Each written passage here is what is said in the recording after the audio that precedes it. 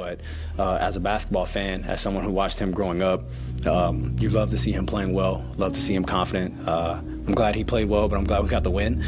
But yeah, I mean, you'll never hear a bad thing said about Russell Westbrook from anybody in this league that's played against him or that's played with him. Obviously, they'll be mad whenever he's playing well, but I mean, that's just competition. If there's one thing that I've become incredibly confident in this Los Angeles Clippers team doing, it's finding a way to lose.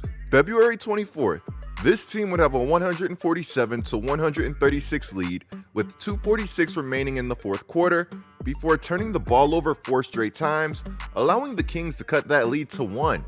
Then, of course, we all remember that Malik Monk three-pointer that sent that game to overtime. Imagine scoring 175 points in a single NBA game and still losing.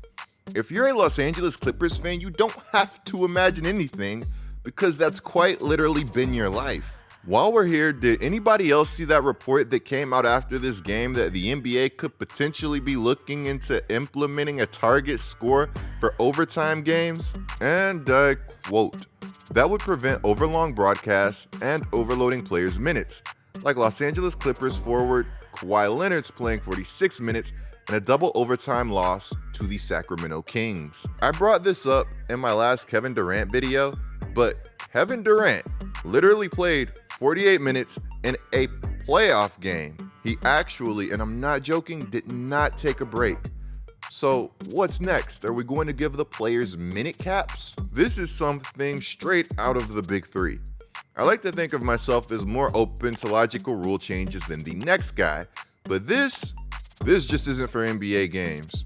Anyways, February 26th against the Nuggets, the Clippers would have a chance to steal a win against one of the NBA's best teams. But yet again, they would fall short. When I saw Kawhi Leonard on Jamal Murray playing prime Kawhi defense, forcing Murray into a half-court heave with 35 seconds left and the lead, I was like, oh yeah, this might be done. Kawhi has that guy boxed. I've seen this story before. Not only did the Clippers allow an offensive rebound on this heave, but they also allowed a go-ahead three-pointer from Michael Porter Jr. You can't make this stuff up. To make matters worse, Paul George would hit a three-quarters court shot, but it would come just slightly after the buzzer. And yeah, they would go on to lose in overtime. This game was interesting to say the least. Westbrook had a great third quarter this game, and he had a great game in general, scoring 17 points, recording 5 steals, 4 assists, and 5 rebounds. He'd also only have 2 turnovers, but yet he wouldn't play a minute of the fourth quarter or overtime. When Ty Lue was asked about his decision, he would basically say that it was simply a matter of momentum and that he didn't want to mess up the overall flow or chemistry that the team was playing with. February 28th, the Clippers would lose again, bringing the Clippers to 0-4 with Westbrook. Though they would lose, at least statistically, Westbrook would have a solid game, recording 14 points, 10 assists, and 7 rebounds. Shout out to Tamer Azali for this clip. Westbrook's performance would lead to Westbrook saying this post-game.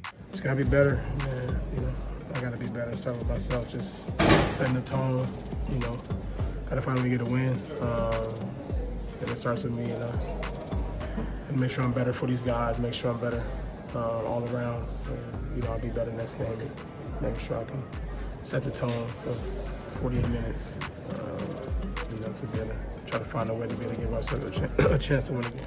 March 2nd against the Golden State Warriors, Westbrook would go viral for all of the wrong reasons, en route to his worst game as a Los Angeles Clipper. You can see here how the Warriors are going to guard him. Draymond Green playing down in the middle of the lane. Remember, there's no 3-second defense if your guy... The pure disrespect here is mind-boggling. Draymond doing this gave me shades of the Lakers doing this against Westbrook in the playoffs in the NBA bubble. This game, Westbrook was shooting ugly 0 of 8 on jumpers, and if you guys have ever been guarded like this before, which I really hope you haven't, you know exactly how demoralizing this is as a hooper and how every miss leaves you wondering what's going through your teammates' heads. What gets really tough is when they hesitate to pass you the ball or they tell you to stop shooting. I've seen this happen on multiple occasions, and I will say this. That's why it's important that when you play pickup, that you at least have maybe one or two guys that you know. When Russ is guarded like this, what do you guys think the move is? Isaiah Thomas wanted Russ to step in and shoot the ball, saying, that ain't cool.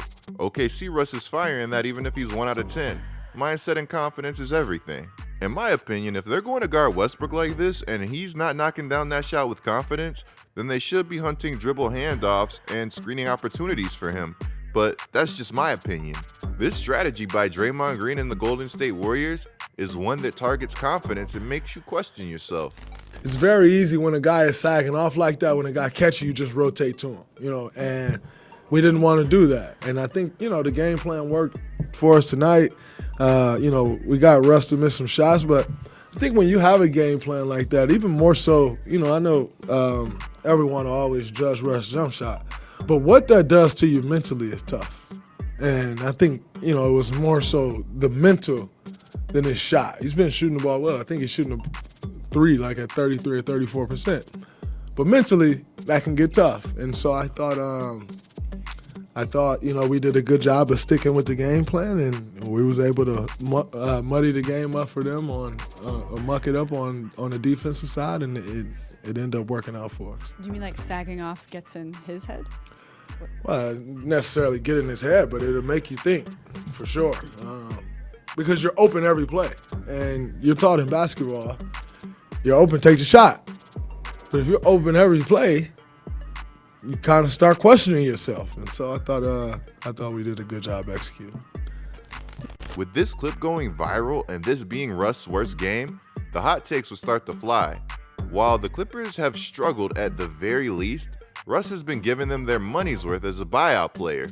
Sure, Russ has had bad games before and will undoubtedly have more before the wheels fall off of this whole thing. But to blame every single problem that the Clippers have on Westbrook feels wrong. With that being said, I understand that Westbrook has haters. Again, hasn't been perfect at all, and it's easy to get those takes off. Those takes hit a lot harder when people are posting stats like him losing his last 14 starts coming into their March 3rd game against the Kings. I'm sorry guys, I'm just really rooting for Westbrook, but at the same time, if Lou can't find a way to make him effective when he's being guarded like this, even as somebody who has believed in him, he'll have to explore other options, which would be completely fine if it came to that, considering that the Clippers got Westbrook for basically nothing relative to his nearly $50 million contract that he had. The comments that are being left on my last Westbrook video are really interesting. There are some comments supporting him, and then there are others that are like, the Clippers are 0-5 with him, and comments like, I've never seen somebody so good at putting up stats while still managing to lose games. Hey guys, all I'm going to say is that if the Clippers need Westbrook to come in and be OKC Westbrook, or some semblance of the best version of himself, then they've got problems that are much bigger than we expect. I honestly think one of their biggest problems right now is that Ty Lue really just does not know who to play. He even said so in a post-game press conference. Remember guys, the Clippers had a massive roster overhaul mid-season. They brought in a lot of new pieces. You add that in with the fact that there's a lot of potential for lineup changes, not just because of these additions, but because of the pure amount of injuries that this team faces, and all of a sudden, you have a recipe for disaster. I mean, come on, you just lost a game where Westbrook had a super efficient double-double, going 12 of 16 for 27 points and recording 10 assists. I know there were injuries and you didn't have Kawhi, but you literally had every reason to win this game. I'm still dumbfounded that in the final moments, you barely get the ball across half court, and then this happens. Game clock. Oh, they wanted a 8-second violation instead. The Clippers fumble it away. The Clippers would go on to lose this game by failing to secure a rebound and fouling Sabonis in the process, who would go on to knock down both of his free throws. Clippers fans, I'm mad for you guys. When Westbrook plays this well, you have to take advantage of it. I don't think anybody needs me to tell them how brutal the Western Conference is again. This is a team that not only should be a contender, It needs to be, and it also has the roster to do so, and I stand by that. I have a lot of respect for Ty Lue and what he's done as a coach throughout his career, but that doesn't mean that I agree with every decision that he's made. Robert Covington logging DNPs and forgetting about Terrence Mann, who's been doing everything that you've asked, is sort of inexcusable, for lack of a better way to put it. To quote Rocco after their loss to the Kings, "This ain't going to be every game, it's going to flip very soon." While I 100% agree with Rocco, soon could not come soon enough. Did anybody else see Paul George go on that podcast and basically say that he can't be the #1 option for a contender? I love the realization from PG, but at the same time, you're too talented to not believe that. I think being real with yourself is a talent, but in the NBA, sometimes it's good to be irrational, especially when you already have everything set up. Again, Paul George has the talent. I think just sometimes he's in his own head. I'm sorry, guys. I just really want to see my guy get up some 40 burgers soon. Guys, let me know what you think of everything down in the comments below. Clicking the video on the screen right now is a great way to support my channel. I'm GetLikeCoop, bringing you guys the scoop until our next upload.